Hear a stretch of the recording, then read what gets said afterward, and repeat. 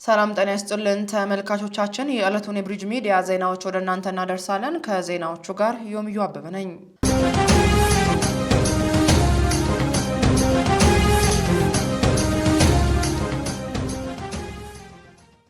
ጠቅላይ ሚኒስትር ዶክተር አብይ አህመድ በወንጂ ሸዋ ስኳር ፋብሪካ ተገኝተው ያስተላለፉትን መልእክት እንደሚከተለው እናነበዋለን።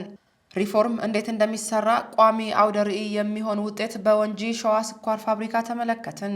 የወንጂ ስኳር ፋብሪካ የዛሬ 70 ዓመት ነበር በጥሩ መሰረት ላይ የተገነባው። ግን ከዘመን ጋር ካልተጓዙ መቅደም ብቻውን መብለጥን አያመጣም። ቀድሞ የበቀለን ጆሮ በኋላ የመጣ ቀንድ ሊቀድመው ይችላል። እየፈጠኑና እየፈጠሩ ዘመኑን ካልቀደሙት ጊዜው ራሱ ይቀድማል። ወንጂ ስኳር ፋብሪካ የዛሬ 3 ዓመት ለሰራተኞች ደሞዝ መክፈል ተስኖት ነበር። ዕዳ እንደ መርግ ተጭኖበት ነበር። በተሰራው የሪፎርም ስራ ዛሬ ከ1500 ኩንታል የቀን ምርት ወደ 7000 ኩንታል በቀን ለማደግ ችሏል። ከዚህም ባሻገር ለ14 ዓመታት ከስራ ውጪ የነበረው የብዙዎቹ ትዝታ ደስታ ከረሜላ እንደገና መመረት ጀምሯል። በሌማት ትሩፋት በቀን 3000 ሊትር ወተትና 20000 እንቁላል ማምረት የሚችል ስራ ተሰርቷል። ግቢውና መስኩ ለዓይን ይማርካል። ወንጂ ዘንድሮ የፈተናውን ዘመን አልፎ በ9 ወር ውስጥ 8.7 ቢሊዮን ብር ገቢ አስገብቷል። ይሄ ጠንካራ የሪፎርም ውጤት በሌሎች ፋብሪካዎች እንደሚደገም ይጠበቃል። ከሰራን ነገን እንቀድመዋለን ሲሉ ጽሑፋቸውን አስፍረዋል።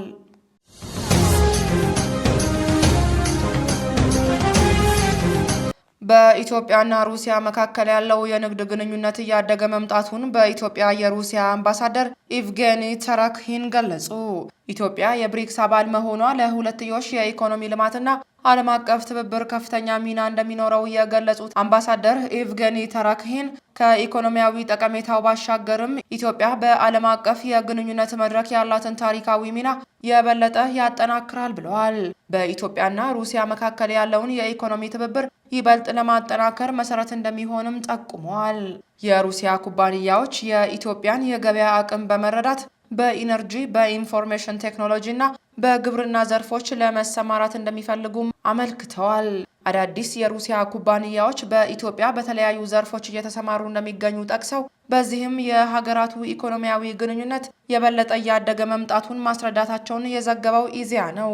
በአሁኑ ወቅት የኢኮኖሚ ትብብራቸው ተጠናክሮ መቀጠሉን ጠቁመው በፈረንጆቹ 2024 የመጀመሪያዎቹ 10 ወራት የነበራቸውን የንግድ ልውውጥ በ40 በመቶ መጨመሩን አስታውሷል።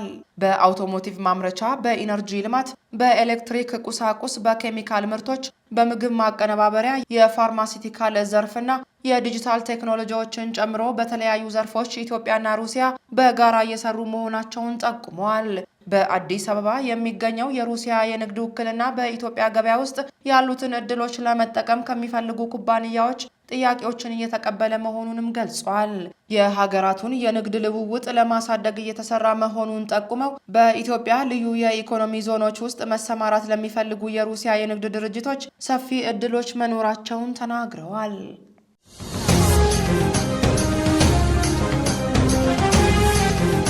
የትግራይ ክልል የጊዜያዊ አስተዳደር ከእውቅናዬ ውጪ ምንም አይነት የውጪ ግንኙነት ማካሄድ ትክክል አይደለም፣ አልቀበለውምም ሲል አስጠነቀቀ። የትግራይ ጊዜያዊ አስተዳደር ከእውቅናዬ ውጪ በክልሉ ምንም አይነት የውጭ ግንኙነት ማካሄድ ትክክል አይደለም፣ አደገኛም ተግባር ነው ሲል ትላንት ሚያዝያ 30 ቀን 2017 ዓ.ም ባወጣው መግለጫ አሳሰበ። በምንም መንገድ ተቀባይነት የለውም ሲልም አስጠንቅቋል። ክልሉ ከፌዴራል መንግስት ጋር ብቻ ሳይሆን ከማንኛውም ኃይል ጋር ያሉትን ልዩነቶች በሰላማዊና ሕጋዊ መንገድ ለመፍታት የተቻለውን ሁሉ ጥረት ማድረግ ተገቢ ነው ብሎ እንደሚያምን ያስታወቀው ጊዜያዊ አስተዳደሩ ነገር ግን ስትራቴጂያዊ ዓላማውና ስልቱ የማይታወቅ ምንም አይነት የውጭ ግንኙነት ማድረግ ትክክል አይደለም ሲል ገልጿል። ይህ አይነቱ አካሄድ ትግራይን መንግስት አልባ ሆና ስጋት እንዲነክስ የሚያደርግ ክልሉ አንድ ማዕከል እንዳይኖረው የሚያደርግ አደገኛ ተግባር ነው ሲልም ኮንኗል። የትግራይ ጊዜያዊ አስተዳደር እንዲህ አይነቱን ተግባር በማንኛውም ሁኔታ እንደማይቀበለው ሊታወቅ ይገባል ሲል አስጠንቅቋል። የትግራይ ህዝብ ዋናው ፍላጎቱና ቁልፍ ጥያቄው የፕሪቶሪያ ስምምነት ሳይሸራረፍ ተግባራዊ እንዲሆንና ከምንም አይነት የጦርነት ስጋት ተላቆ ጥቅሞቹና መብቶቹን ማስጠበቅ ነው ሲል አስታውቋል። ጊዜያዊ አስተዳደሩ የፕሪቶሪያ ስምምነት ለክልሉ ሕዝብ የፈጠረውን እድል በማያስቆጭ ሁኔታ አሟጦ በመጠቀም የትግራይን ብሔራዊ ጥቅም ለማስጠበቅ እየተንቀሳቀስኩ ነው ብሏል። ሌተና ጀነራል ታደሰ ወረደ የትግራይ ጊዜያዊ አስተዳደር ፕሬዝዳንት በመሆን የስልጣን ርክክብ የፈጸሙት ከአንድ ወር በፊት መጋቢት 30 ቀን 2017 ዓ.ም እንደሆነ ይታወሳል።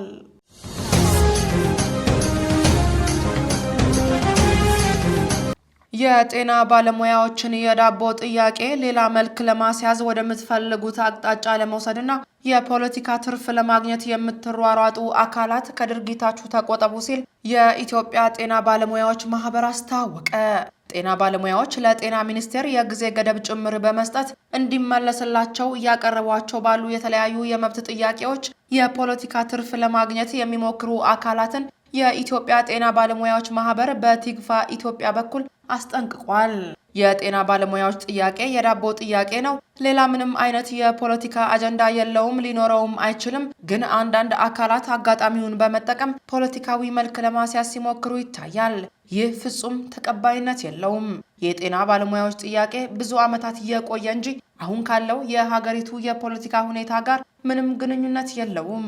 የጤና ባለሙያዎችን የዳቦ ጥያቄ ሌላ መልክ ለማስያዝ ወደምትፈልጉት አቅጣጫ ለመውሰድ የፖለቲካ ትርፍ ለማግኘት የምትሯሯጡ አካላት ከድርጊታችሁ እንድትቆጠቡ ማህበሩ በአጽንኦት ይጠይቃል ሲል አሳስቧል።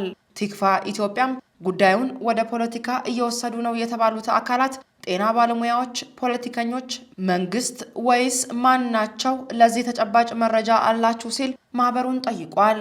ማህበሩም የሚከተለውን መልስ ሰጥቷል። የትኛውም አካል ይሁን የጤና ባለሙያዎች ጥያቄ ለዘመናት የተከማቸ የዳቦ ጥያቄ እንጂ ምንም አይነት የፖለቲካ ዓላማ እንደሌለው መገንዘብ ይኖርበታል። ጤና ባለሙያው እያደረገ ያለው እንቅስቃሴ ብዙ ተከታይ ያላቸው ማህበራዊ ሚዲያ ተጠቃሚዎች እያጋሩትና የግላቸውን አስተያየት እየጨመሩበት እንደሚለጥፉ ተመልክተናል። ይህንን ትክክለኛ ጥያቄ እነዚህ ሰዎች በመለጠፋቸው ብቻ የተለያዩ ስማቸውን መጥቀስ የማንፈልጋቸው አካላት ጤና ባለሙያው እያደረገ ያለው እንቅስቃሴ ከነሱ ጋር ለማገናኘት እየሞከሩ ይገኛሉ። ለምሳሌ ጤና ሚኒስቴር ስም ሳይጠቅስ ሰሞኑን ዘመቻውን የሚመራው ጤና ባለሙያ ያልሆነ አካል ነው ማለቱ በራሱ እንቅስቃሴው የጤና ባለሙያዎች አይደለም እንደማለት ነው ብለን እናምናለን ብሏል። የጤና ባለሙያዎች በበኩላቸው ለቲግቫ ኢትዮጵያ እንደገለጹት ዘመቻውን የሚመራው የጤና ባለሙያ ያልሆነ አካል ነው የሚለውን ትችት መንግስት ጥያቄውን ለመሸፈን የሚያደርገው ጥረት ነው። አንዳንድ አካላት እንደሚሉት ደግሞ ጥያቄዎቻቸው የፖለቲካ አይደለም፣ ይልቁንም ዞንና ወረዳ አካባቢ ያሉ አካላት ስብሰባ እያሉ እየጠሩ ማስጠንቀቂያ የማድረግ ድርጊት አለ። ጥያቄያችንን እያቀረብን ያለነው በሀገር ደረጃ ነው። ምላሽ ካላገኘን እንቅስቃሴው ይቀጥላል። የፖለቲካ አጀንዳ የለንም።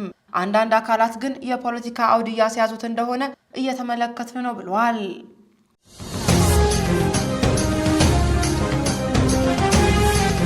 የውጭ ዜና ሩሲያ በሁለተኛው የዓለም ጦርነት የናዚ ኃይል ወረራን በመመከት ያሸነፈችበት 80ኛ ዓመት የድል በዓል በመዲናዋ ሞስኮ በተለያዩ ዝግጅቶች ተከበረ። የድል በዓሉ በሞስኮ አደባባዮች በተለያዩ ወታደራዊ ስነ ስርዓቶች እንዲሁም የጦርነቱ ሰማዕታትን በማሰብ ተከብረዋል።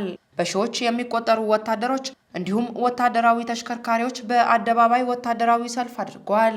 በተጨማሪም ሩሲያውያን ሀገራቸውን በ3 አውደ ውጊያዎች ናዚን ድል ባደረገችበት ወቅት የተሰዉ ዘመዶቻቸውን ፎቶግራፍ በመያዝ ወደ አደባባይ ወጥተው ሰማዕቶቻቸውን ዘክረዋል።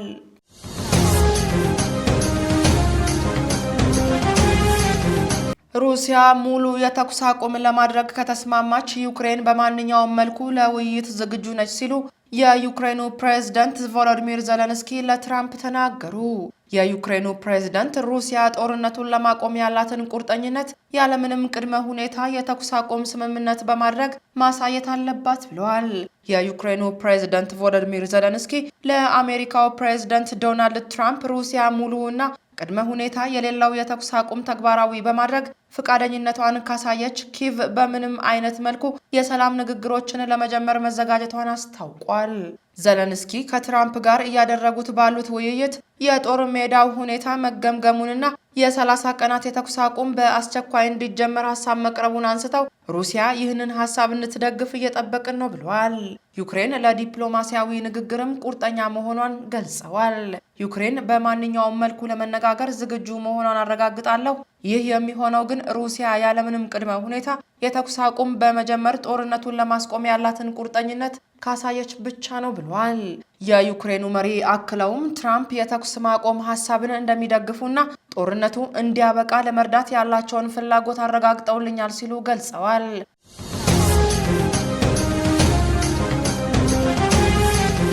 ሩሲያ የሰሜን ኮሪያ ወታደሮች ሩሲያ ገብተው ላበረከቱት አገልግሎት ሽልማት መስጠቷ ተገለጸ። የሩሲያ ባለስልጣናት እንዳሉት ወታደሮቹ በኩርስክ ግዛት በነበረው ኦፕሬሽን ትልቅ ሚና ስለመጫወታቸው መግለጻቸውን የሀገሪቱ የመንግስት መገናኛ ብዙሃን ዘግቧል። በሰሜን ኮሪያ የሩሲያው አምባሳደር አሌክሳንደር ማትሴጎራ ሩሲያና ሰሜን ኮሪያ ስልታዊ አጋርና ጥብቅ ወዳጆች መሆናቸውን ስለመግለጻቸው የሰሜን ኮሪያ ማዕከላዊ የዜና ኤጀንሲ ገልጿል። አምባሳደሩ እንዳሉት ፕሬዝዳንት ቭላዲሚር ፑቲን የሰሜን ኮሪያ ወታደሮች ለሩሲያ ላበረከቱት ሕይወትን እስከ መስጠት ለደረሰው መስዋዕትነታቸው ወታደሮቹን የሰሜን ኮሪያ ሕዝብንና እንዲሁም ፕሬዝዳንቱን ኪም ጆንጉን አመሰግናለሁ ብለዋል ሲሉ መልእክታቸውን አስተላልፈዋል። ባለፈው ወር መጨረሻ ሰሜን ኮሪያ ሩሲያ ከዩክሬን ጋር የምታደርገውን ጦርነት ለማገዝ ወደ ሩሲያ ወታደሮቿን መላኳን አረጋግጣለች ሲል የዘገበው አናዶሉ ነው።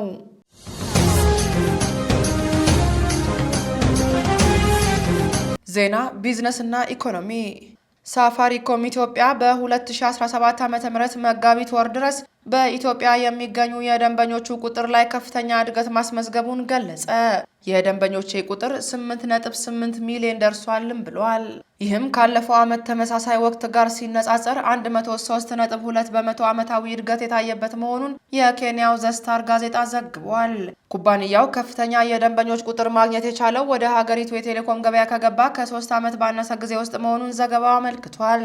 ሳፋሪኮም ኢትዮጵያ የኔትወርክ ተደራሽነቱን በማስፋፋትና የሞባይል ገንዘብ አገልግሎትን ወይም ኤምፔሳን ጨምሮ የተለያዩ አገልግሎቶችን ማስጀመሩ ተጠቅሷል። በተጠቀሰው ጊዜ ውስጥም በሀገሪቱ ያለው የሳፋሪኮም ኤምፔሳ አገልግሎት ተጠቃሚዎች ቁጥር 2.8 ሚሊዮን ደርሷል የተባለ ሲሆን 160 ሚሊዮን ዶላር የሚጠጋ ገንዘብ መንቀሳቀሱ ተጠቁሟል። በተጨማሪም ኩባንያው እስከ መጋቢት ወር ድረስ በ3141 የኔትወርክ ጣቢያዎች ላይ ኢንቨስት ያደረገ ሲሆን 898 ቀጥተኛ የሥራ ዕድሎችን መፍጠሩ ተገልጿል። ከነዚህ ውስጥ 95 በመቶዎቹ ኢትዮጵያውያን ሰራተኞች ሲሆኑ የውጭ ዜጎች ደግሞ 5 በመቶ ብቻ መሆናቸውን ተመላክቷል። ኩባንያው በ2013 ዓ.ም ፍቃድ ማግኘቱን ተከትሎ ለረጅም ጊዜ በኢትዮ ቴሌኮም ተይዞ በቆየው ገበያ ላይ መሰማራቱ ይታወቃል።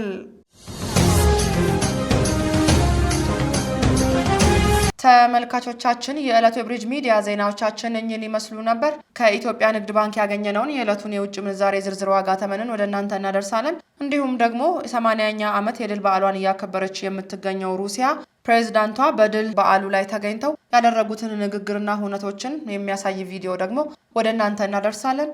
መልካም ምሽት።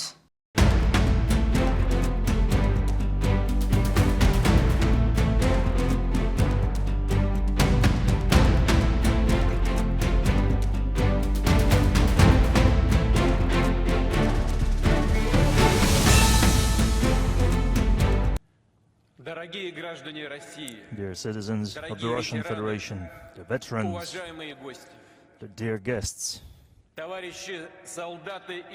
comrades, soldiers and naval sailors, sergeants and ensigns, midshipmen, officers, generals and admirals.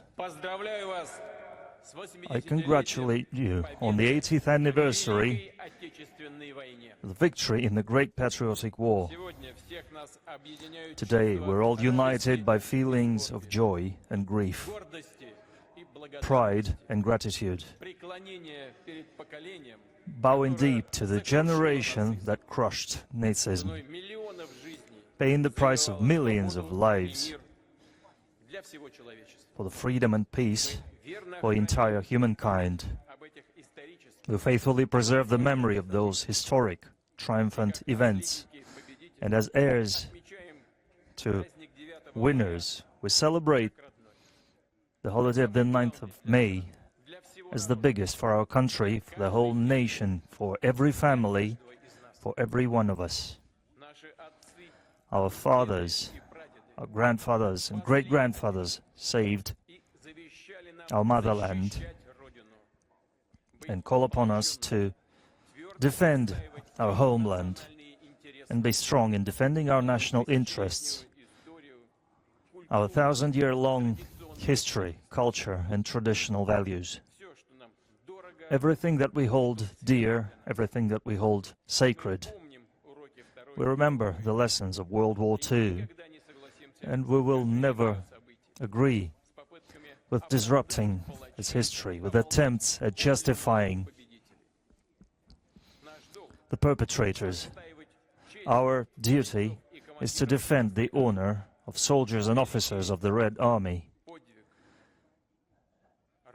and their great feat done by representatives of different nationalities that will forever remain in world history as Russian soldiers. Russia has been and will be a barrier in the way of Nazism, Russophobia, anti-Semitism. Russia will continue to fight atrocities perpetrated by followers of those destructive ideas. Truth and justice are on our side. The entire country, the whole society, the whole nation support the participants of the special military operation. We are proud of their bravery, the strength of spirit that has always brought us nothing but victory. Dear friends, the Soviet Union took the brunt of the fierce blows of the enemy. Millions of people who had known only peaceful labor took up arms and stood strong on all the heights and all the borders, determining the outcome of the entire World War II with their undisputed victories in the biggest battles under Moscow and Stalingrad at the Bulge of Kursk. The courage of defenders of Belarus, who were the first to meet the enemy, defenders of the Brest Fortress and Mogilov, Odessa and Sevastopol, Murmansk, Tula, Smolensk, the heroism of the people of besieged Leningrad, the courage of those who fought on battle lines in partisan units and in the underground, the courage of those who under enemy fire evacuated factories and worked in the rear. The plans of the Nazis to conquer the Soviet Union met the resilience of the country and the heroism of the people. All the republics bore the burden of the war. The contribution of the people of the Central Asia and Transcaucasian region, sending echelons of everything the front lines might need. They housed hospitals where hundreds of thousands of evacuated people found shelter, and locals shared their bread and their roofs, their houses with them. We honor every veteran of World War II. We bow deeply to the memory of those who gave their lives for victory, to the memories of the sons and daughters, fathers, mothers, grandfathers and great-grandfathers, husbands and wives, brothers and sisters, families and friends. We bow our heads to our fallen comrades who died in the battle for Russia. I announce a minute of silence.